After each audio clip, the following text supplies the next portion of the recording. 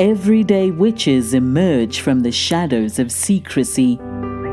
Broom closets are flinging open and witches are taking flight.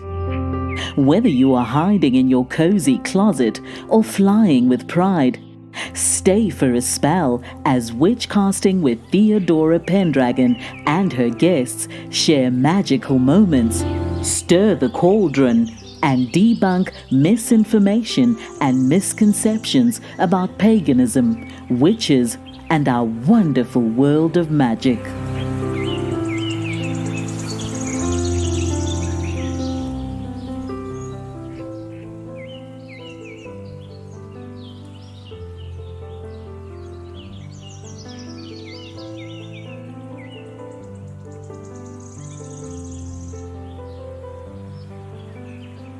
We are here for another episode of Witchcasting with Theodora Pendragon. Today, my special guest is Christian, and he is the owner of a spiritual counseling business called The Crooked Compass. Welcome, Christian. Thank you. Thank you for having me. You're welcome. It's taken a little time for us to connect, but I'm glad you're here today. I'm very glad to be here today, too, and indeed, life's been pretty busy. So we're going to touch on a few things, and one of the first things that you and I had agreed to talk about was spirit guides. And this is a topic that you're very familiar with.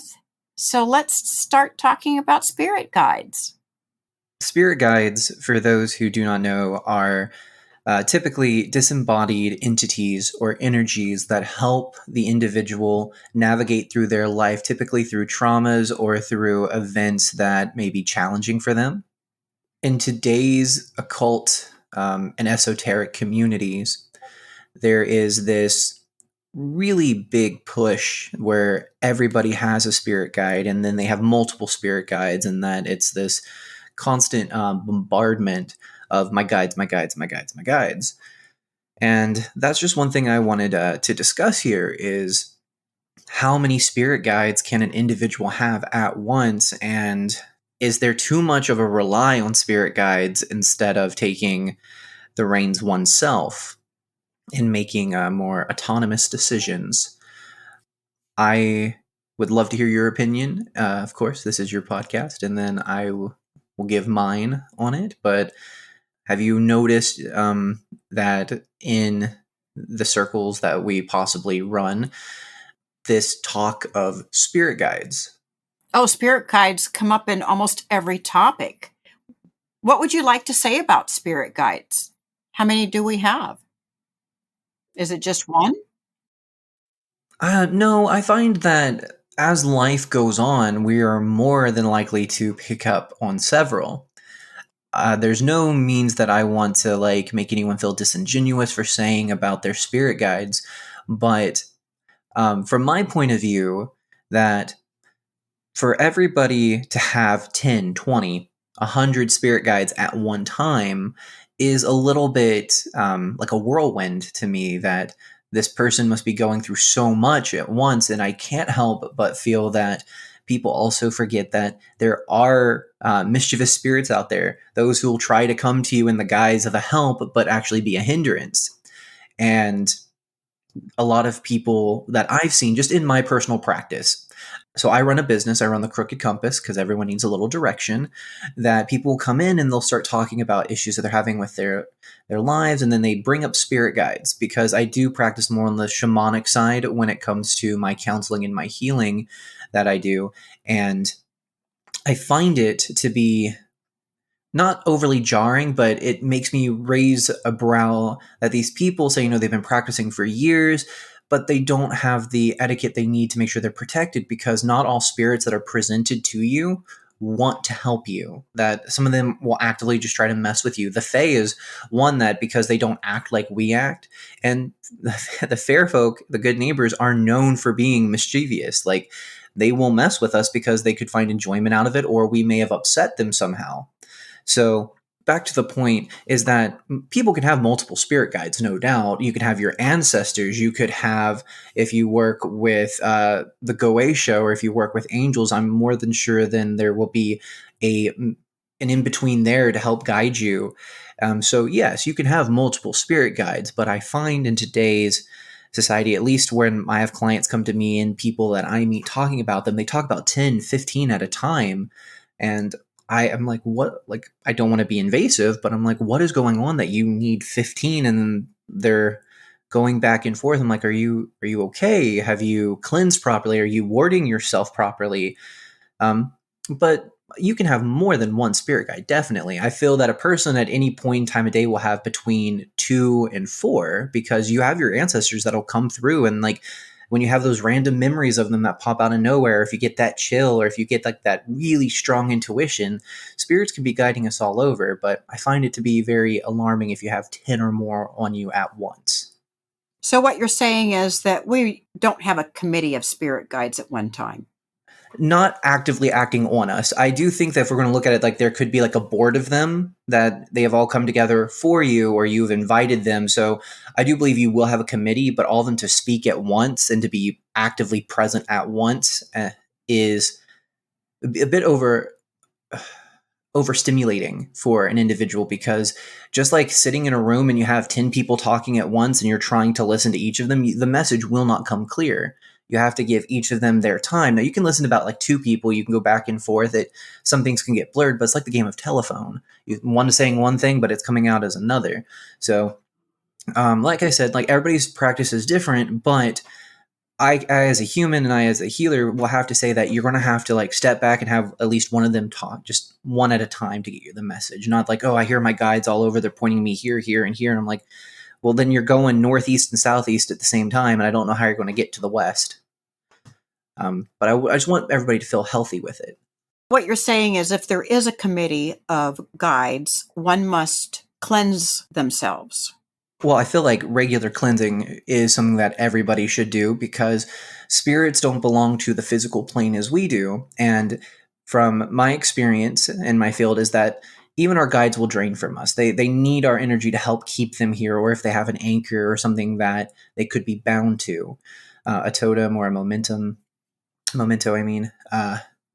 that they could, but you should always cleanse yourself. Even your guides can help guide you through that. But no, if it's a guy that you work with every day, which a term that I like to use is familiar or fetch.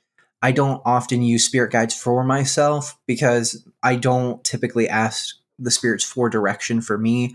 I just try to navigate that myself. But in my practice, familiars, like if I'm working with my familiar, if I send it out to go do something for me spiritually, when it comes back, of course I want to cleanse it. It's like if you have a friend that's going out to buy groceries for you or pick up something and you're about to have dinner, you want them to wash their hands too. You don't know what they could be bringing back with them. So it's always just good etiquette for people to cleanse themselves and their spirits. You want to keep yourself protected. I haven't had a guest yet to talk about the Fae. Would you like to fill us in a little bit about the Fae? Because they can be tricksters. Oh, the Fae are definitely tricksters. I'm glad you brought this up. I saw a TikTok of younger, and I really do not like the term baby witch, but that's what they consider themselves. And they are going into fairy rings. They're going into nature and they're disrespecting the Fae. That's one thing that you don't do. Even if you do not intrinsically believe in the fair folk, they are still to us a representation of nature, and you don't go mess with nature. You don't go scream in an avalanche zone. You don't go playing with fire and not expect to get burned. The fair folk are these spiritual entities that are often associated with the earth, forest, and underground. They come from all over Europe, but typically the ones that we know of come from the Celtic, more so the Irish, the Sidhe. The Banshee are spirits that take on this role of in between life and death. We see them with these burial mounds being very present as their homes.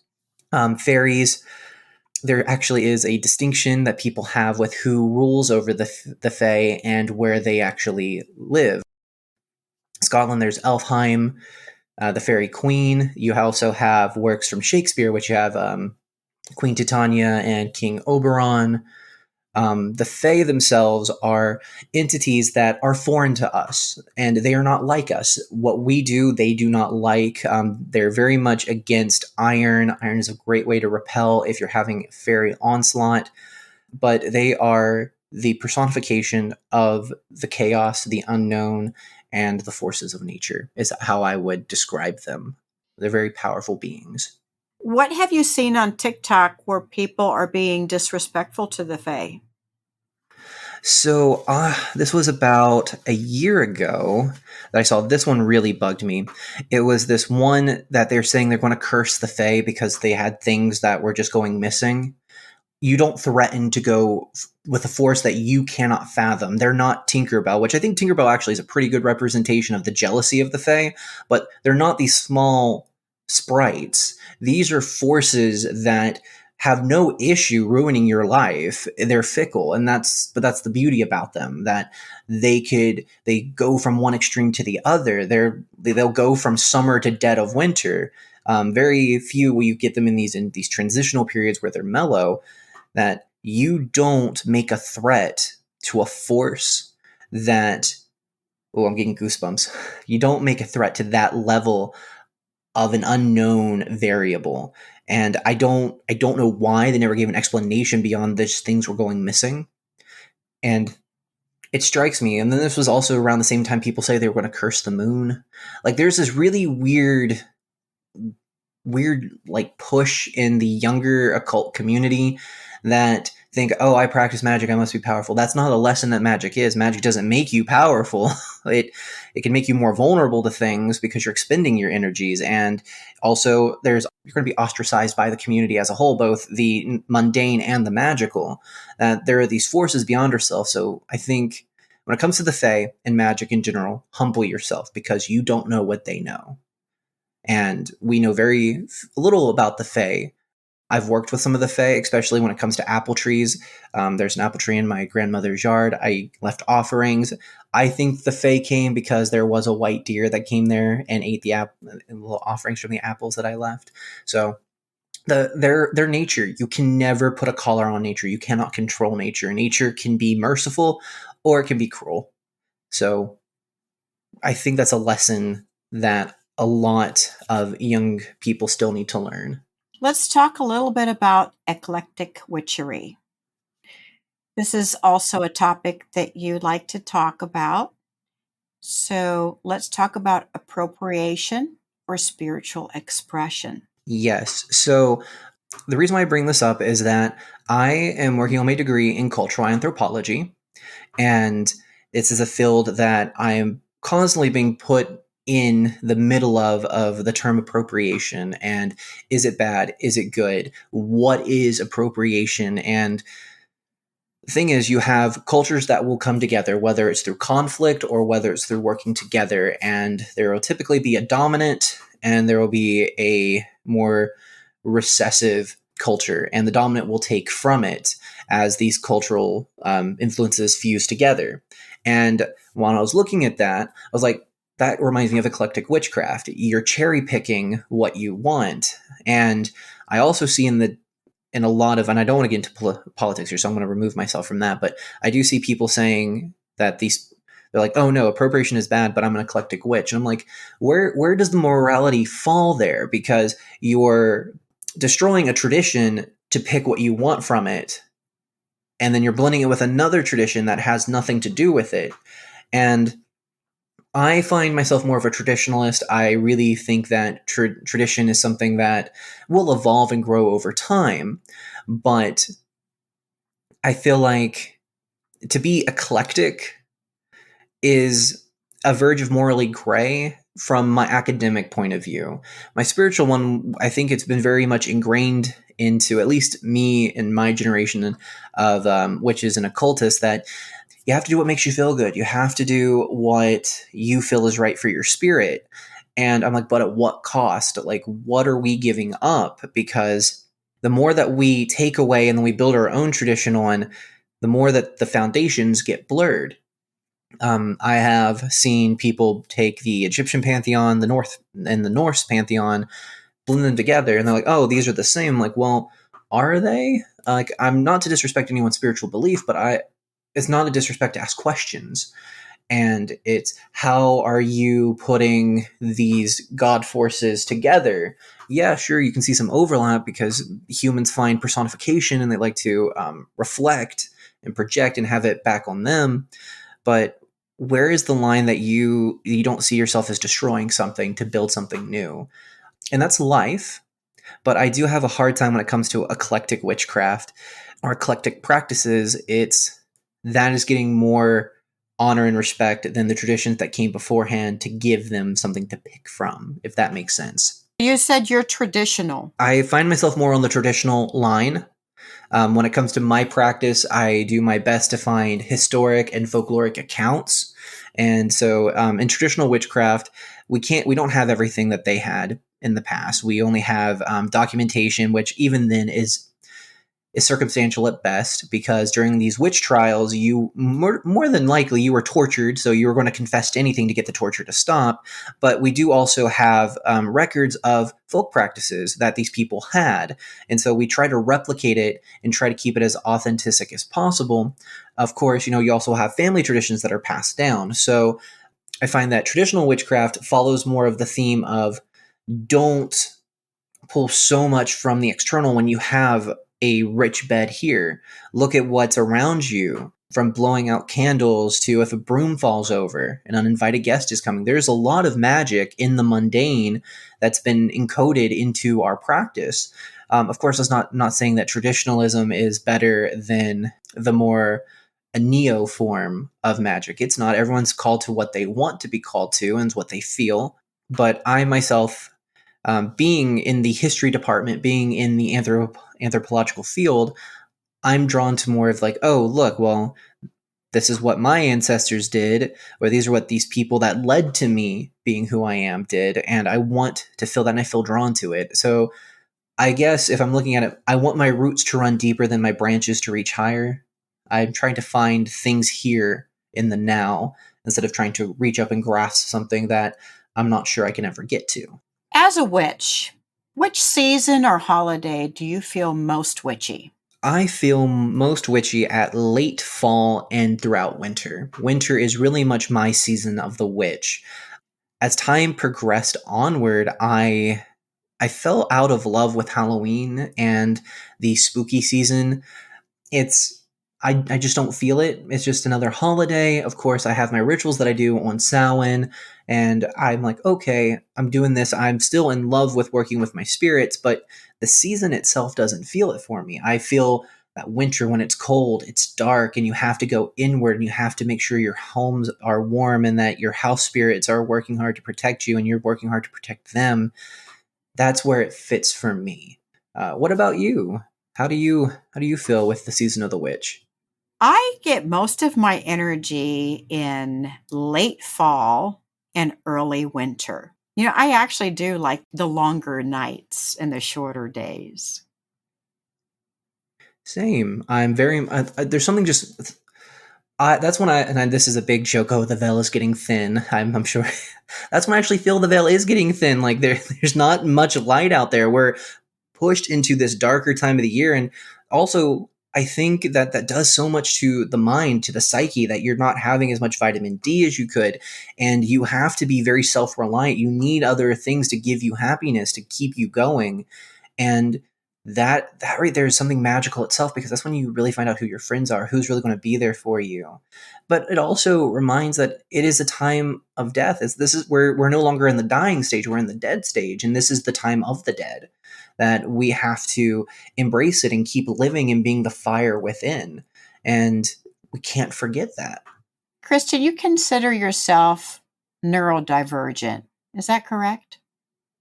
Yes, I do. I was diagnosed with attention deficit hyperactive disorder when I was 8 years old. Throughout my schooling, I was on a certain plan where I was given extra time to do things. I was put in a class for other people who had actual worse learning disabilities than myself. And when I got to my junior year, I fought to get out of it. I just wouldn't go to that class anymore. I would really work hard to show people that I don't need this education plan. Like, I can fight it. And I find myself as an adult, I'm turning 28 next year, 27.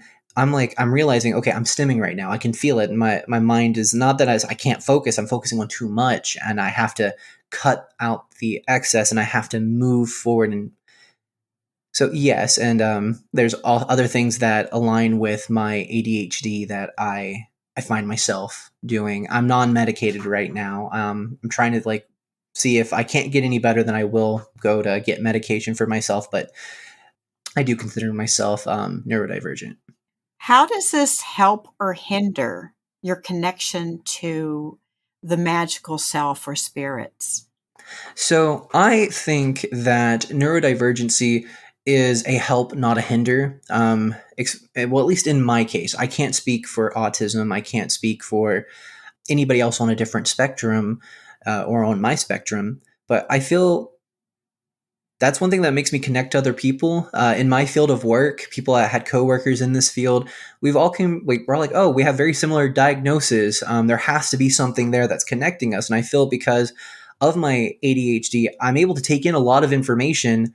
I'm able to process it. I'm able to work with it until I feel comfortable, and then I'm able to move on to something new. And I feel that gives me an adaptability. And because if we want to get into vibrations, and if somebody believes their vibrations are real, I'd be strumming higher, which that could be helping me get into connection with spirits. So I honestly think that neurodivergency, at least in my case, and a few cases of other people that I know, has really helped with spirituality. That because we're not mundane ourselves, there is something other about us, that we are paranormal. We're not of the norm, that we fit into that. We're able to feel it. We're able to pick up on things easier. Of course, we take it into ourselves, so we're easier to get wrecked by it just as much as we are able to handle it if we don't know how to protect ourselves, how to mellow ourselves, and how to focus. But I feel that being neurodivergent has really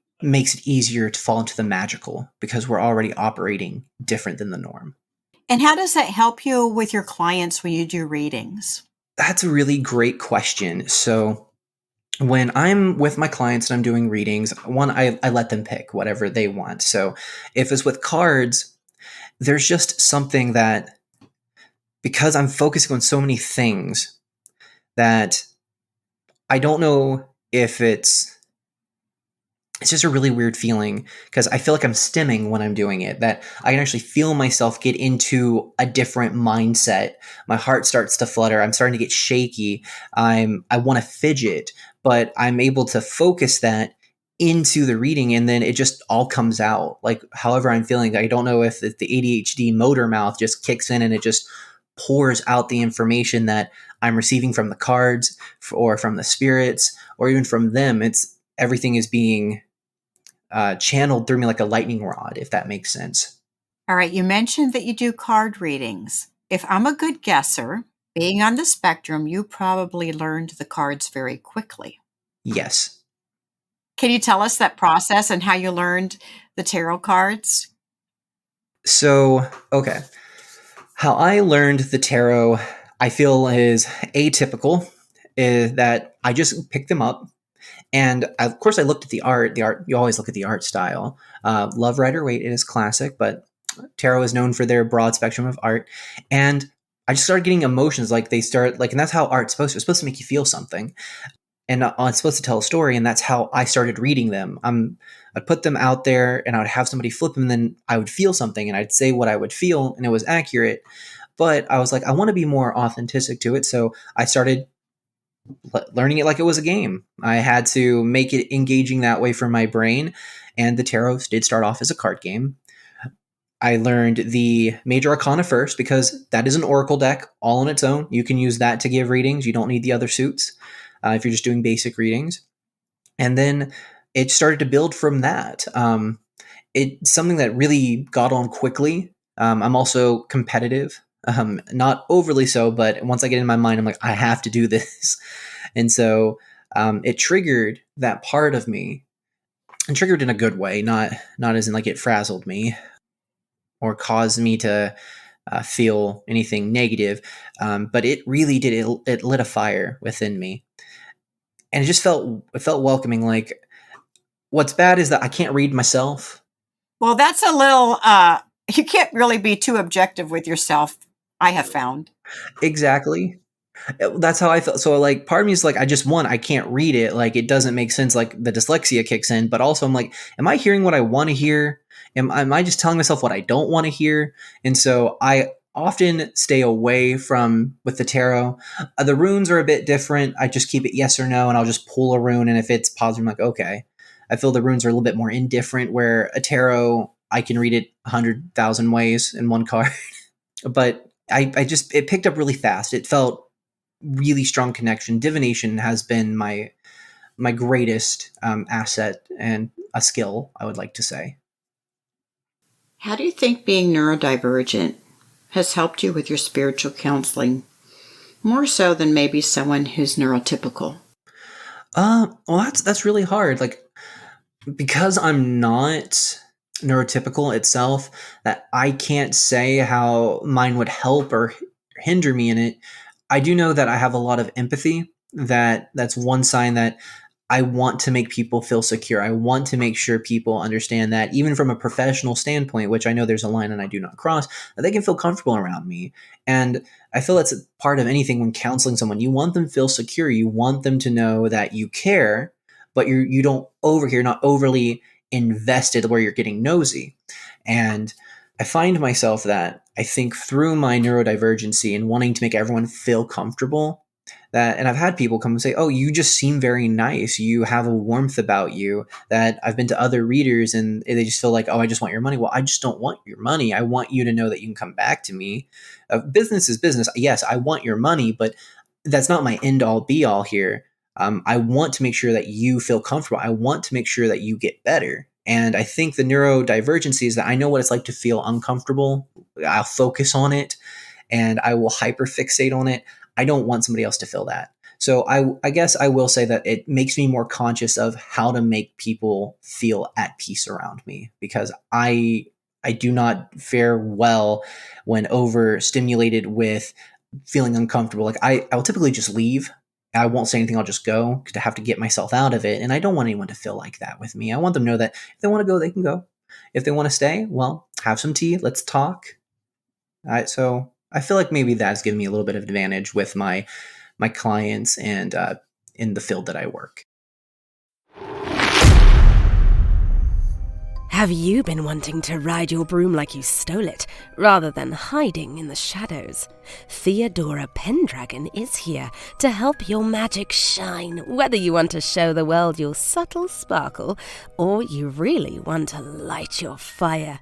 Visit Theodora's online store at witchcasting.shop. That's witchcasting.shop. Remember, there's never been a better time to be a witch. It sounds like you do lots of different readings. What else do you do? What other kind of readings? I do more cartomancy. I do have my tarot and I do have my oracle decks, but I also have a bone set that I throw and cast bones. I have my rune set. I do palm readings. That's one of the major things that I do. I do tea leaf reading. I do geomancy. I have stones and rocks that all are different colors and different sizes. I cast that to figure out what's going on.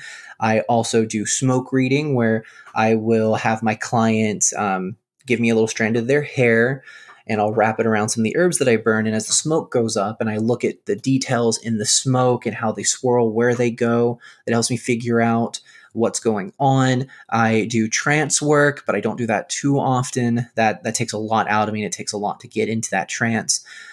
And then I also do crystal ball gazing. I love my scrying. I do that, and I have a witch's glass of black mirror that's on my altar.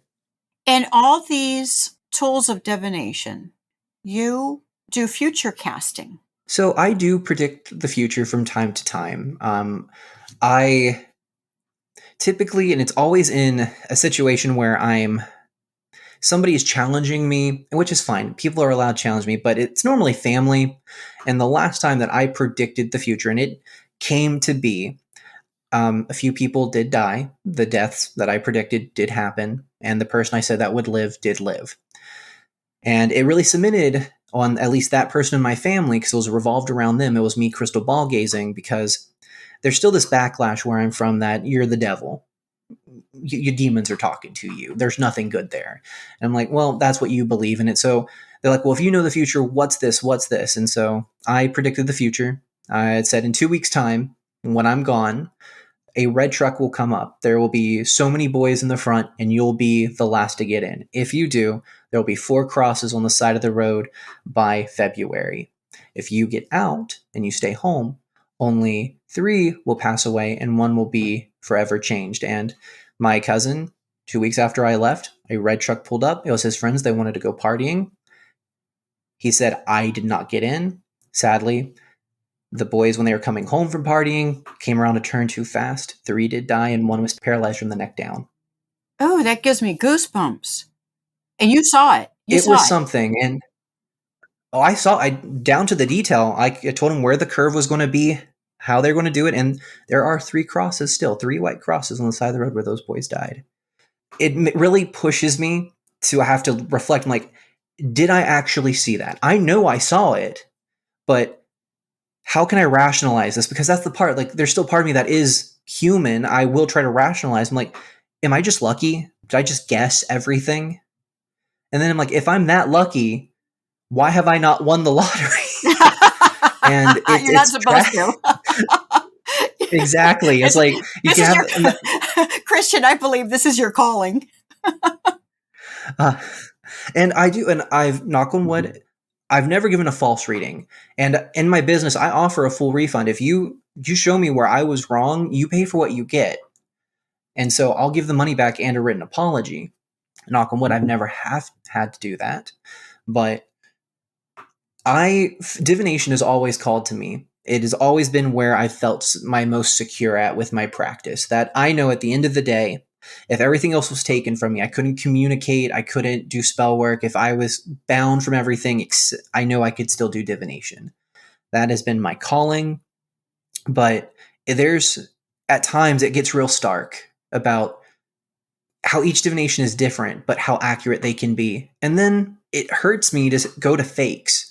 Like, somebody's like, oh, I do this, and they're trying to just make profit off of it. And I'm like, okay, I will be courteous and not say anything, but I will note that don't go there. Don't do that. This person is a fraud, which maybe I should be a little bit harder with that. I feel that while shame can be a very powerful tool for evil, it can be also a tool for good, in the sense that if somebody's doing something wrong and you don't say it, and then I'm like, now I've now become complicit in this person continually taking advantage of somebody's money.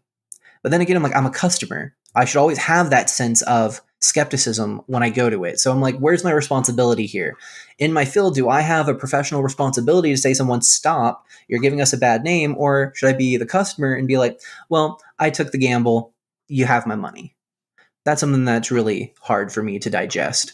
Can you spot them pretty quickly, the fakes? Yes. One thing that I've noticed, and it's the fakes will have you ask the questions. So when you get in there, of course, you as a reader, you're like, oh, so what would you like me to read? That should be the only question that person should like answer to me. Everything else, I should be asking the questions. Like, if I'm going on here, I'm like, I'm flipping these cards. I'm like, okay, so what's going on with the 4 of Wands here? Why do you feel trapped in this relationship? I see it's inverted. Why is this energy coming through?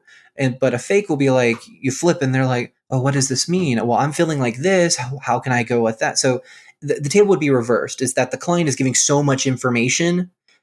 I don't want my client to give me that much information. Not off the first bat. I want to start asking the questions. I'm seeing things. I want to make this story cohesive. And I'm very comfortable with my client saying, well, I have a question, but I won't say it out loud. I'm like, that's fine. You don't have to say it out loud. Please just shuffle. I let my client shuffle my deck. I want their energy in there. I'm like, you don't have to say your question out loud. Just get your energy in there and I'll get through it. Where fakes, they don't like that. They don't like the silence. They want the customer, the client, to overindulge. And also you'll notice they're looking at the face a lot. They're not looking down at the cards. They're making this, they want to see the facial expressions. Best thing that you can do when you go to a reader is, of course, always be polite. You're still taking their time. Keep it as like poker faced as possible. See if they keep looking up at your face instead of looking at the cards, instead of looking at where the business should be. The conversation is down here on the table.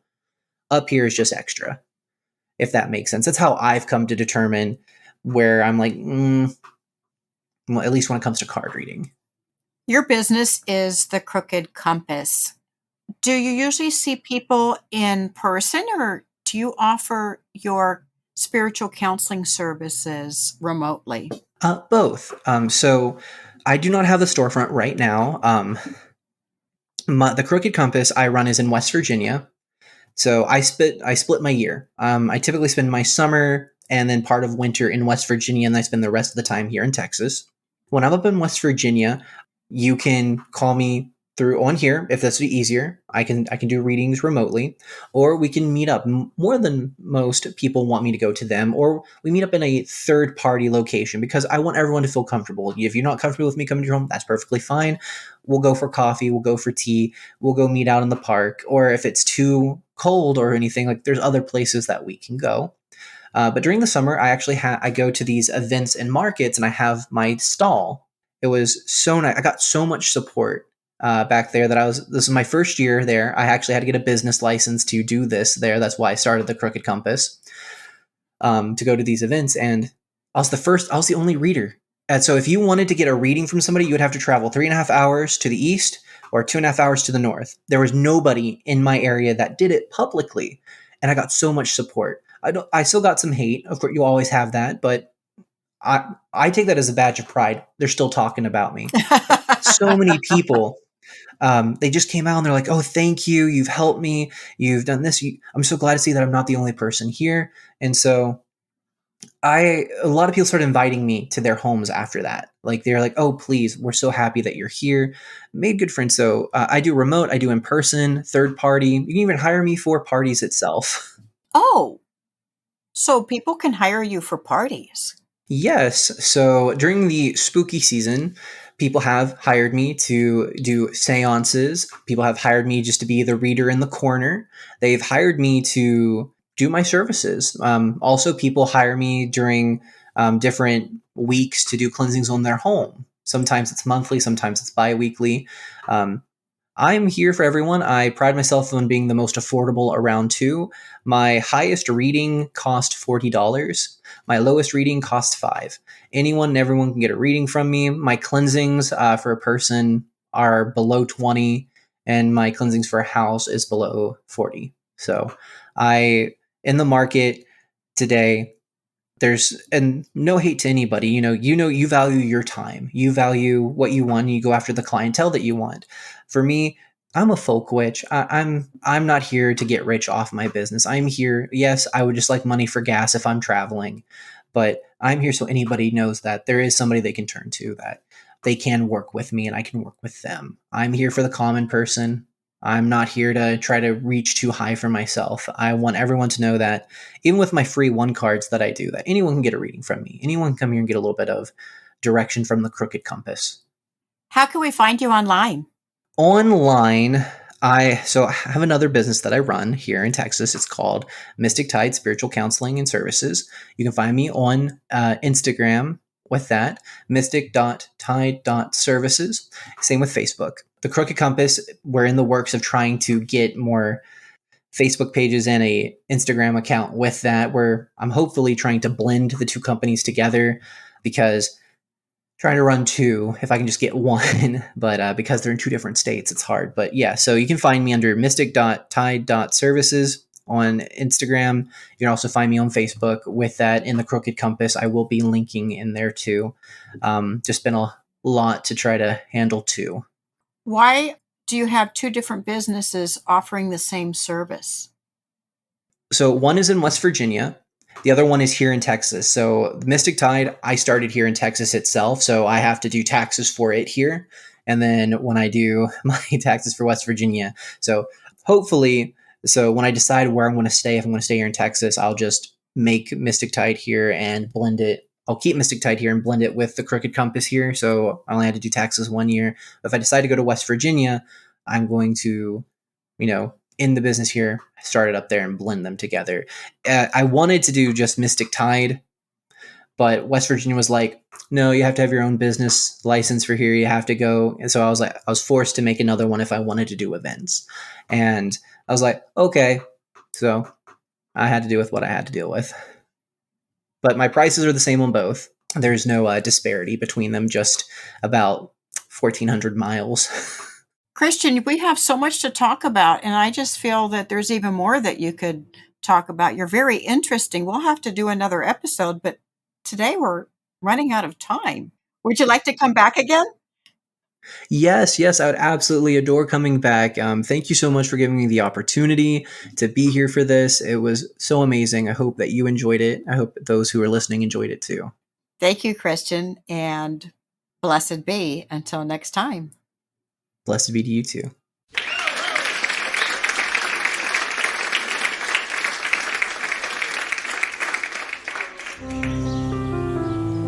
Thank you for joining us for Witchcasting with Theodora Pendragon. Have a burning question or have a topic you'd love Theodora and her guests to discuss on the show? Contact her through Instagram at Theodora Pendragon.